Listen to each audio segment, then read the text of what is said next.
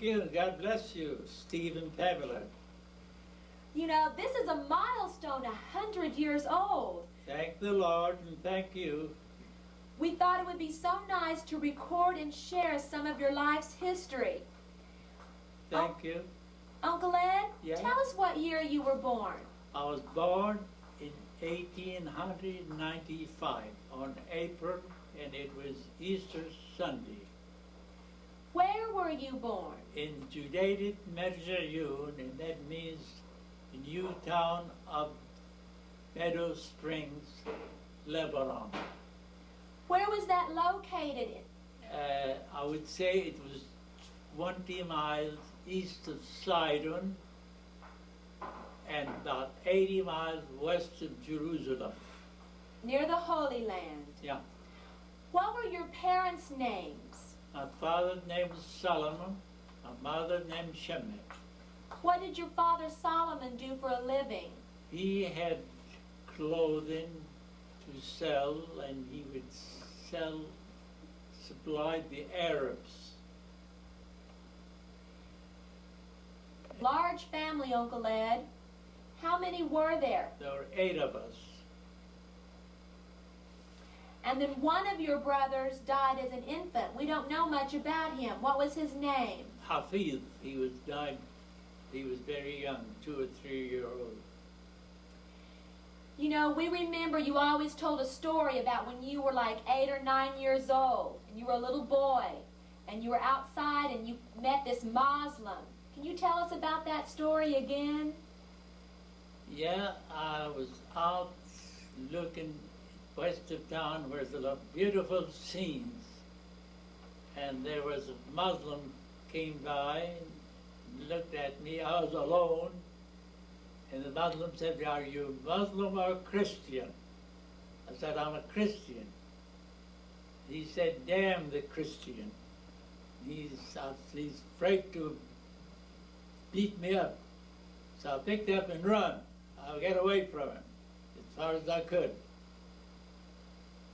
Naturally, after that, the Muslim said, "Darn the Christian," my head rose, stuck up. Every hair of my head went up. I was afraid he'd kill me. So again, I said, "I'm going to run," and I started running away from him. Know that you and your brothers and sisters were orphaned at a young age. How did your parents die? My mother died first. I think it was pneumonia, as far as I know. Then a year after that, my father died. He was very sick. He had something wrong with him. Was 33 years old. My father was 45. And his name Isper Jabur. He took care of us. He looked after us, see that we made it all right. Very good. God bless. Had been to Brazil and came back to Lebanon. And again, after he stayed a little while in Lebanon, he decided to go back to Brazil. So when he decided to go to Brazil, we decided to go to America because we had a brother and sister already in America. And they had sent us tickets to go to America. So we went with him as far as France, Paris, France. In France, he decided to go to Brazil, and we went. We had some help with us, older people. We went to America. We went first to Ellis Island, close to New York. We stayed there while someone had to call and tell them that they will take care of us. You were underage. He guaranteed he would take care of us. So when he did, we decided to go to Fulton, Kentucky. Came to America, we went to Ellis Island. And the doctors checked us all to be sure that we're in good health. So I and Ediba, Sister Ediba, were okay. But Sister Eva had cataracts, and they said they would send her back home. So they asked us if my father and mother were back in Lebanon. So I told them my father and mother was dead. We didn't have father and mother. So after that they got talking, said, well, we can't send her back. We might as well send her, let her come go to America. So they did. So we decided to come. They let us come to America. We all came on the train from New York, from Ellis Island to New York. From New York, we took the train and went back to Kentucky. Who sponsored you, Uncle Ed? Who guaranteed your stay in America? John Hummer, married to one of my cousins, so he took care of us for quite a while. Then I went to man to Joe Mike. So we went and lived with Joe Mike about 6 months, and I went to school only 6 months. After that time, they decided we'd have to go out to work. So they sold me, they gave me a suitcase with about $20 worth of merchandise, such as hose, handkerchiefs, socks, and things like that, to sell. So I went out peddling from door to door, knocking the doors and asking if I could sell them something. In some cases, some would let me in, some wouldn't. And I would go in there, sometimes I sold maybe $1 worth, maybe $2 worth, and so on and so forth. Cool. And sometimes I was playing with the boys, and they'd ask me to play marbles with them, so I did. I was a good marble player. My brother decided he would like to have a restaurant. So we didn't have the money. So one of my sisters had $300. He asked her to give it to him to open a restaurant. So we opened a little restaurant in Jackson, Tennessee. And we stayed a little while, and one day he and some fellows were shooting craps in the kitchen. And the police came in and wanted to arrest them. So when my brother got scared and we picked up and left the restaurant and went to Fulton, Kentucky. You know, Uncle Ed, that had to be hard work in a restaurant, and you being such a young man. At night, so that's it. Tell us about what would happen at night sometimes. Yeah. Ready? Repeat now, when I was at the restaurant, a lot of times we had staff, we couldn't afford to hire any help.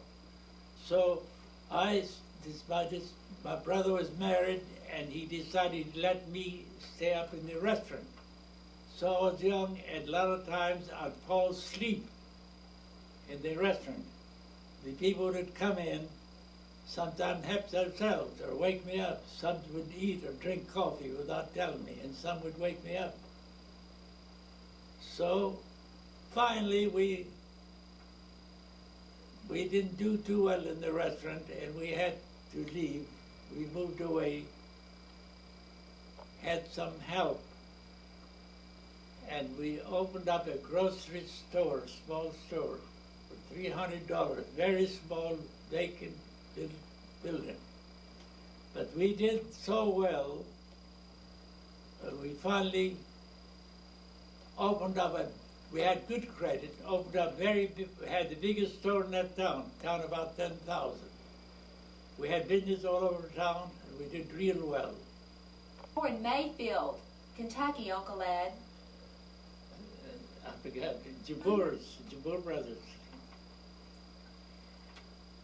Now, how did you go out of that business? Because you didn't stay in the We grocery sold business. a lot of people, and we sold very much. We had farmers to us 800, some 1,000, some 600, and then we had a bad year, and they could not pay us. Finally, we got so we could not run the store because we lost so much that we sold on the credit. We had to quit business. So my brother quit and finally decided to get a job on the road selling clothing for a wholesale house out of St. Louis, Missouri. After quite a while, he did pretty well selling clothing, and he came back and told me, brother, if I were you, I would like for you to move to Oklahoma. Of course, my brother had been selling to Oklahoma. And so one day he was going to Oklahoma. I went with him. We had some relatives in Oklahoma, and we stayed with them. Right. After we stayed a little while with them, I found a small location in the town called Roosevelt. I opened up a dry goods store there and did pretty well for a while. But the town was so small, afterward I wasn't doing any business at all. So after a few months I decided I'd go try to find a different location. One day I had gone to Texas looking for a location, other places. When I was coming back home, I came back to the store. A salesman was at the door. He said, Ed, I never find you here. Where you been? Where do you go? I can't send you anything. I said, well, you're not doing any good here, and I'm trying to find a better location. He said, Ed, I'll tell you where a good town is. He said, Anadarko, Oklahoma is a good town. Every time I go to Anadarko, I sell merchandise in a big way. So after he told me that, the next day I got my car and went to Anadarko and looked around town. And luckily there was one grocery store quit business under one of the hotels on Main Street. And they had a vacant building there. So I asked the lady if I could rent the building. She said yes. I said, how much? She said, $100 a month. I said, I'll tell you what I'll do. I'll give you $50 a month. When business picks up, I will give you 100. She said, here's the keys, you can have it. And I said, I gave her $50. I went back to Roosevelt and had a fellow to pack, to get back what I had there in the store and bring back to Anadarko. So when we came back to Anadarko, the post office used to be on Main Street. You remember, Edna? Mm-hmm. We had a lot of traffic. And a lot of people passed by my store and stopped and buy merchandise from me. So I did real well. And we decided to stay in Anadarko. Have a sale, and if I sold about $1,200. Oh, I felt like I was getting rich. It was good. Left Roosevelt, I owed a lot of people and didn't have money to pay me at that time. But later I was paying them little at the time. But when I got a hold of the money, I paid everybody and made them all happy, and I was happy to pay them. So I had good credit. How you met Aunt Edna? Had I met her? Her brother had a store in Roosevelt, so did I. So sometimes she would come by and walk by my store, and I'll try to talk to her. Naturally, I think she was trying to get acquainted with me. So I talked to her, and that's about all. Sometimes I'd go over there to Frank's and see her a little bit in the store. She naturally, her father lived in Holdenville, and she lived with him most of the time. So after I got acquainted with her in Roosevelt, I went to Holdenville, asking if he could marry her.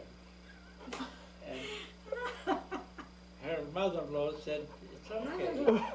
And Edna, we know Uncle Ed was smitten with you. What did you think about Uncle Ed? Oh, I thought he was good looking. I thought he was very handsome. In January of 1930, he went to Holdenville to see me, and he stayed about a week or two, and we got married then, in Holdenville. January of 1930. So that makes 65 years. And Edna, since 1930, you have been Uncle Ed's partner in all facets of your life. And I know you worked together in the Leader store for 42 years. That's right.